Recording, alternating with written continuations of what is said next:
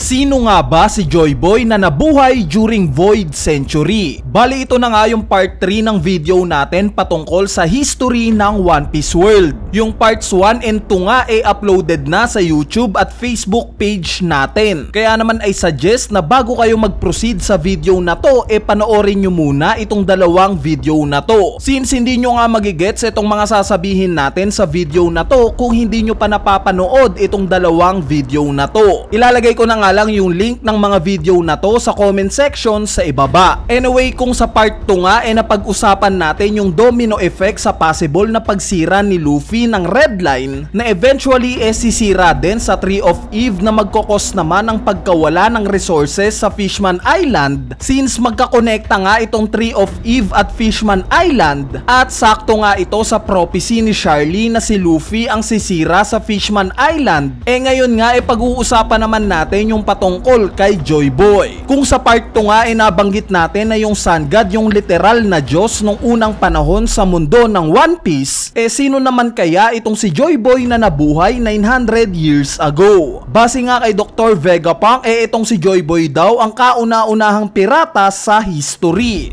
Kuya Ineru, paano naman nasabi ni Vegapunk na si Joy Boy ang naging unang pirata sa history? Dineclare ba niya sa mga poneglyphs na pirata siya? Bali ano ba ang kailangan para matawag na pirata ang isang individual? Dapat ba magaling itong maipaglaban? Dapat ba masama yung gawain neto? Bali ang sagot nga syempre dapat na meron kang barko para makonsider ka bilang pirata. Dahil kung naglalakbay ka nga ng walang barko hindi ka naman matatawag na isang pirata. At malamang ito yung naging basihan ni Vegapunk kung bakit niya nasabi na si Joy Boy ang unang pirata sa mundo. Dahil si Joy Boy ang may record ng kauna-unahang barko sa history at ito nga yung barko na Noah. Dahil as stated nga itong Noah daw ginawa during Void Century pa. Similar sa era kung kailan rin nabuhay itong si Joy Boy. At coincidentally nga na itong pangalan na Noah similar sa tunay na history base sa Bible na pangalan ng kauna-unahang tao rin na bumuo ng barko, which is tinatawag naman itong Noah's Ark. So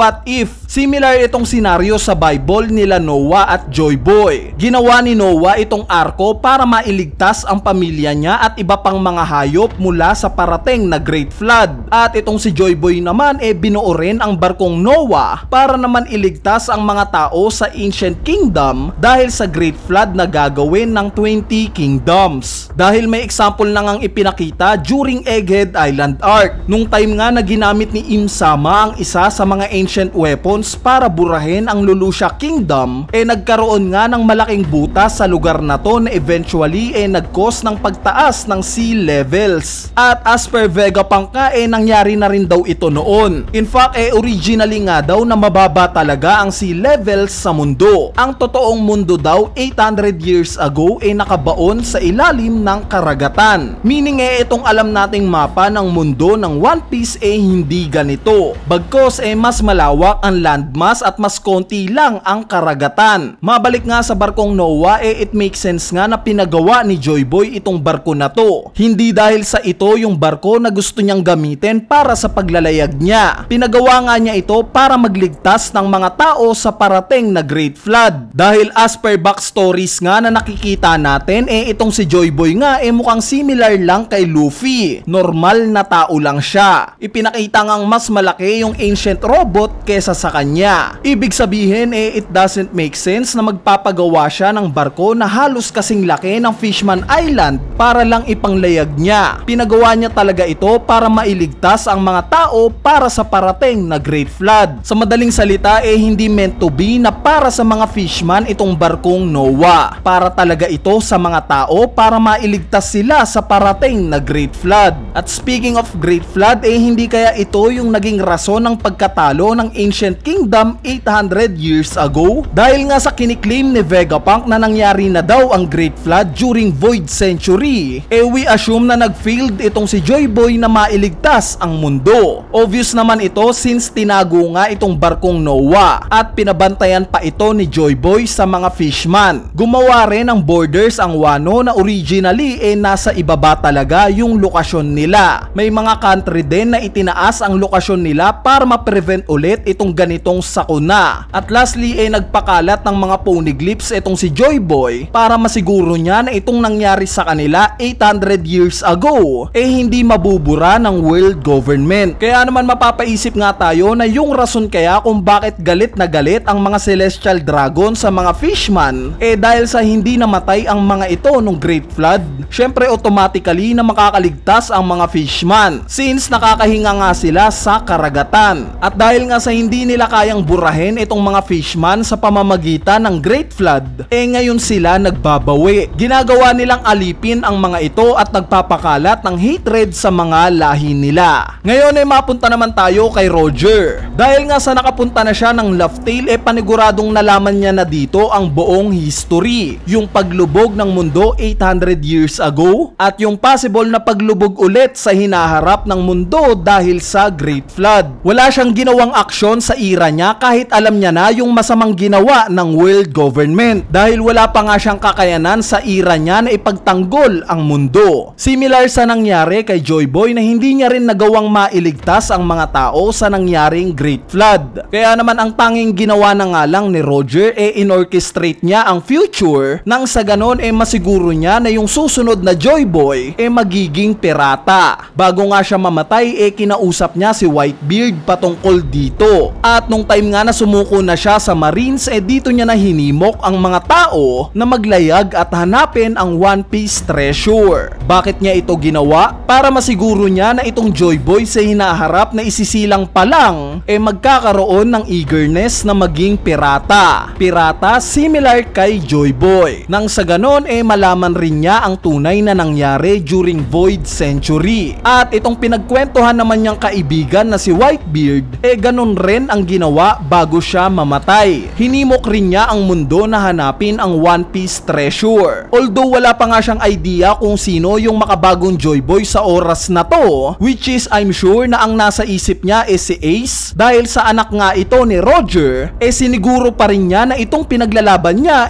para sa Joy Boy na to. At gaya nga ng sinabi ni Silvers Rayleigh once na makapunta daw itong Straw Hat Pirates sa Laugh Tale baka iba daw ang gawin nilang aksyon kesa sa kanilang Roger Pirates kung malaman nila ang katotohanan, which is mangyayari nga to panigurado dahil hindi gaya ng era nila Rayleigh na wala silang kakayanan na labanan ang world government since magkukos lang ito ng maraming casualties. Sa era nga ngayon ni Luffy kumpleto na ang lahat. Present ang mga ancient weapons na maaari nilang gamitin panlaban sa world government. Meron ding emperor na gagabay sa kanila. At higit sa lahat yung Joy Boy ng bagong henerasyon nandito na. Hindi niya hahayaang maulit muli yung nangyari sa mundo 800 years ago. This time nga sisiguraduhin niya na mapapabagsak niya itong si Im Sama. Anyway, kung trip nyo pa nga ng part 4 patungkol sa topic na to, let me know. I-like nyo nga itong video na to at mag-comment na rin kayo para alam ko kung interesado pa kayo. Bali sana nga na-enjoy nyo itong topic natin ngayong araw na to. So yun lang,